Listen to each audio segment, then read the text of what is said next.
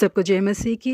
इस सुबह के समय हम एक वचन अध्ययन करेंगे जो होशे की पुस्तक 8वें अध्याय के 12वें वचन से है। मैं तो उनके लिए अपनी व्यवस्था की लाखों बातें लिखता आया हूँ, परंतु वे उन्हें पराया समझते हैं। एक अमीर परिवार एक बहुत बड़ी कलीसिया का सदस्य था। उन्होंने एक बार उस कलीसिया के पासबान को उनके घर उनकी शादी की सालगिरह पर प्रार्थना के लिए बुलाया। अपने व्यस्त कामों के बीच में भी पासबान ने समय निकाला और उस जोड़े के घर जाकर उनके लिए प्रार्थना करके उन्हें आशीषित किया। और उसके बाद सबके लिए रात का खाना परोसा गया। पासबान ने उस परिवार के साथ मिलकर रात का खाना खाया और वहां से वापस चले गए। पासबान को खाने के लिए जो चम्मच दिया गया था वो मिल ही नहीं रहा था। इसीलिए पत्नी ने अपने पति से आकर कहा कि सुनिए, मुझे लगता है कि हमने जो चम्मच पासबान को खाने के लिए दिया था वो अपने साथ ही लेके चले गए। चम्मच के खो जाने के बाद उस व्यक्ति की पत्नी के दिल से हट ही नहीं रही थी। वो मन ही में सोच रही थी कि इतने बड़े पासबान है, इतनी बेढंगी तरीके से वो चम्मच लेके गए हैं, क्या ये बात उन्हें शोभा देती है करके उसे वो सोचती ही रही। इसी दौरान उनकी शादी की अगली सालगिरह भी आ गई और इस बार भी पासबान को घर पे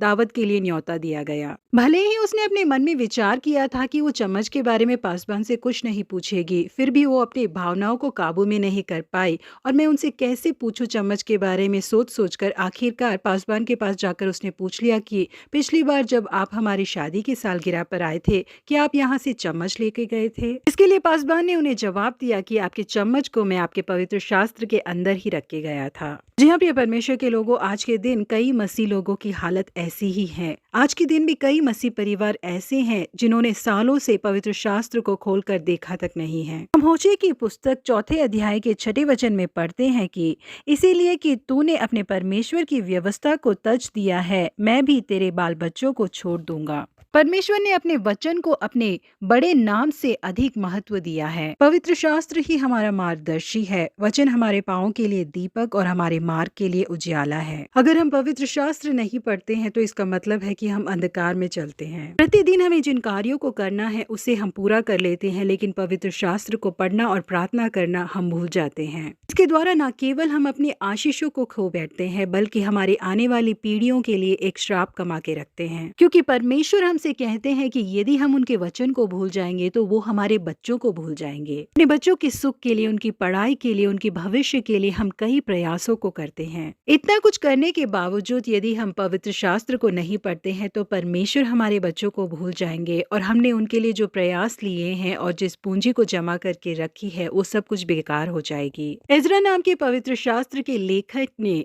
परमेश्वर के नियम अनुसार जीने के लिए अपने हृदय को तैयार किया था करके हम पवित्र शास्त्र में पढ़ते हैं। इसलिए अपने बच्चों की भलाई ही चाहने वाले हम आज से प्रतिदिन सही तरीके से पवित्र शास्त्र को पढ़ने के लिए अर्पण करें। तभी परमेश्वर न केवल हमें बल्कि हमारे बच्चों को भी भूले बिना याद करके आशीषित करेंगे। प्रभु आप सबों को आशीषित करे। Have a blessed day.